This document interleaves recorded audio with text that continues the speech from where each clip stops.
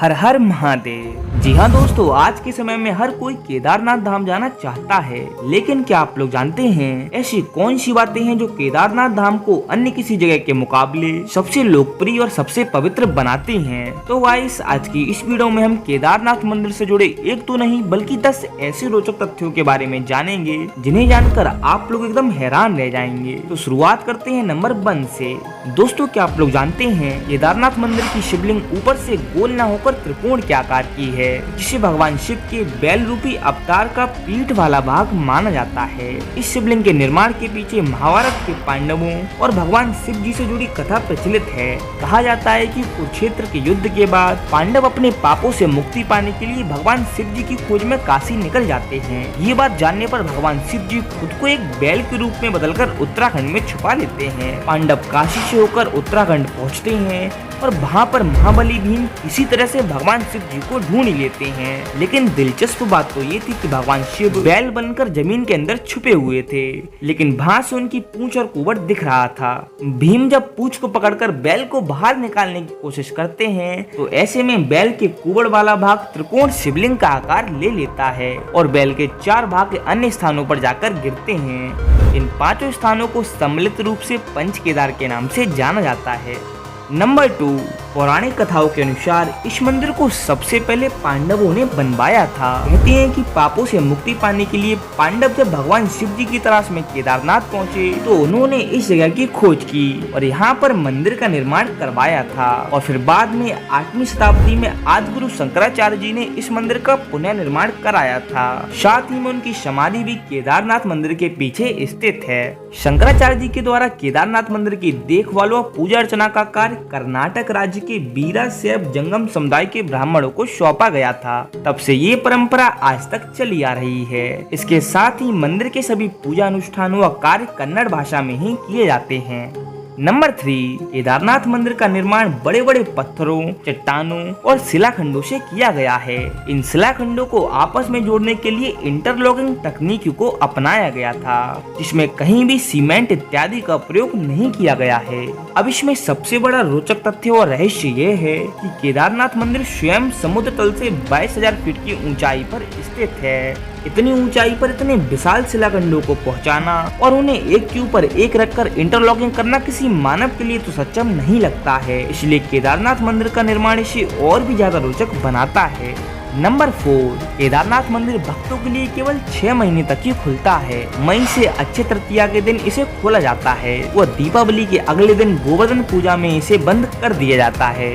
उसके बाद मंदिर के कपाट 6 महीने तक बंद रहते हैं और भगवान शिव जी के प्रतीकात्मक रूप को नीचे ऊखीमठ में स्थापित कर दिया जाता है। ऐसा इसलिए किया जाता है क्योंकि उस समय यहाँ पर भीषण बर्फबारी होती है। इस कारण यहाँ के स्थानीय नागरिक, दुकान वाले, प्रशासन के अधिकारी व अन्य लोग यहाँ से नीचे रहने चले जाते हैं। इस दौरान केदारनाथ धाम जाने के सभी मार्ग बंद हो जाते हैं और ये स्थल पूरी तरह से सुनसान रहता है। नंबर 5, दोस्तों, केदारनाथ मंदिर पंच केदार में से एक होने के साथ साथ भगवान शिव जी के 12 ज्योतिर्लिंगों में से एक भी है। नंबर 6, दोस्तों, इस मंदिर के बारे में एक और सबसे बड़ा रोचक तथ्य यहाँ पर जलने वाली अखंड ज्योति यानी दीपक है।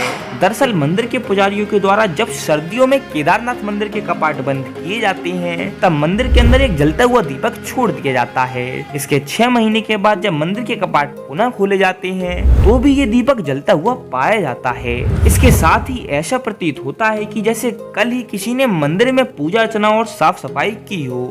यहाँ तक कि दोस्तों 2013 में आई भीषण त्रासदी के बाद जब इस मंदिर के कपाट मई के महीने में खोले गए थे तब भी ये अखंड ज्योति जल रही थी। नंबर 7, दोस्तों, साल 2013 में आई केदारनाथ में प्राकृतिक आपदा के बारे में कौन नहीं जानता।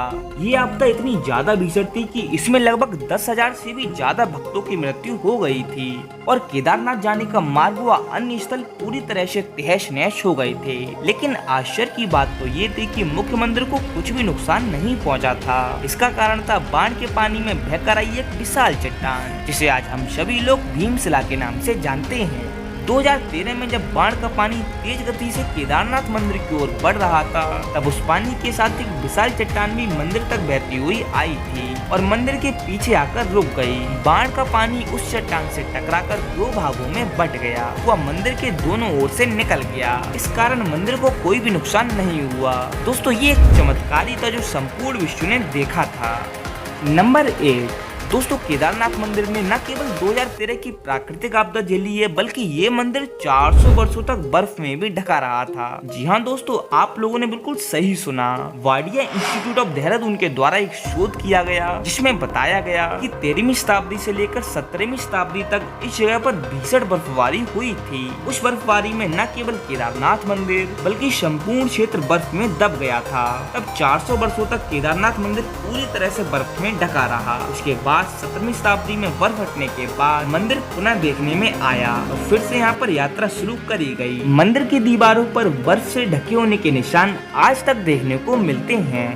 नंबर 9, दोस्तों इस बात को जानकर आप लोग हैरान रह जाएंगे कि उत्तराखंड का केदारनाथ मंदिर और तमिलनाडु का रामेश्वर मंदिर बिल्कुल एक सीध में बने हुए हैं। नंबर 10, दोस्तों पुराणों में ये भविष्यवाणी की गई है कि भविष्य में केदारनाथ धाम लुप्त हो जाएगा। उनके अनुसार नारायण की शक्ति से पहाड़ों का आपस में मिलन होगा और इस क्षेत्र पर स्थित सभी धाम लुप्त हो जाएंगे, जिनमें केदारनाथ और बद्रीनाथ धाम मुख्य हैं। पहाड़ों के आपस में मिलन से इन धामों के मार्ग लुप्त हो जाएंगे और ये एक रहस्य बनकर रह जाएगा। और साथ ही में पुराणों में तो ये भी कहा गया है कि इसके बाद एक नया धाम बनेगा जिसे भविष्य बद्री के नाम से जाना जाएगा।